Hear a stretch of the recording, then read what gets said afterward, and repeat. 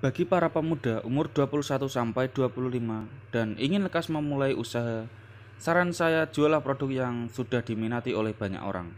Misalnya seperti nasi bungkus, gorengan, kedai kopi, perabotan rumah tangga, atau menjadi reseller. Itu yang paling simpel. Mulailah bisnis dengan hal-hal yang mudah. Kalian boleh terinspirasi dari Jack Ma, Mark Zuckerberg, William Tanuwijaya, atau Elon Musk. Tapi perlu diingat, kita sudah melewati industri 4.0.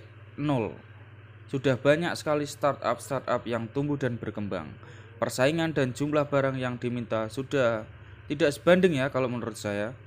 Ibaratnya sudah banyak sekali yang menjual tetapi pembelinya ya itu saja. Lihatlah, 3 tahun pertama Alibaba berdiri, tidak sepeser pun perusahaan itu memperoleh laba. Tidak ada $1 pun yang mereka untungkan dari bisnis itu. Setelah berdiri tahun 2000-an, Facebook baru populer pada tahun 2009 di Asia Tenggara. Apakah kalian bersedia untuk tidak menerima sepeser pun uang selama itu? Kalau iya, maka lanjutkanlah, dan itu juga belum tentu berhasil. Soalnya pasti banyak saingan-saingan. Masih banyak industri real yang harus dikembangkan di Indonesia.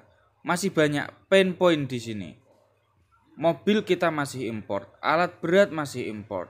Ingin tampil cantik masih pergi ke Korea. Dan masih banyak lagi peluang-peluang lainnya.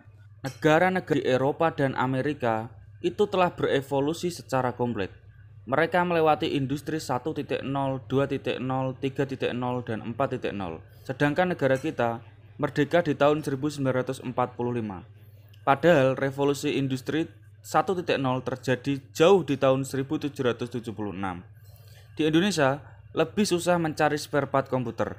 Pernahkah kalian melihat toko komputer home industry? Amerika pada tahun 1976 di sebuah garasi terdapat maestro perakit handal bernama Steve Wozniak. Komputer yang dirakit tersebut sekarang bernama Apple. Pernahkah kalian melihat motor home industry di Indonesia? Setelah Perang Dunia Kedua, Jepang mulai mengembangkan otomotif. Bapak Soichiro telah membuat motor yang efisien dan irit bahan bakar. Produk tersebut sekarang bernama Honda. Jepang belum ada Line membuat motor dan mobil. Amerika sebelum ada Facebook telah membuat komputer. Di Indonesia, kita belum apa-apa tapi sudah bermunculan banyak sekali startup. Memang bisa besar, tetapi menurut saya metamorfosis yang dialami negara Indonesia itu ada yang kosong, belum sempurna. Tentunya keadaan ekonomi yang seperti ini kurang bagus menurut saya. Maka untuk para calon pengusaha, sebelum kalian ingin jadi Jack Ma dan Mark Zuckerberg, tolong pikirkan untuk menjadi Woz dan Soichiro dulu.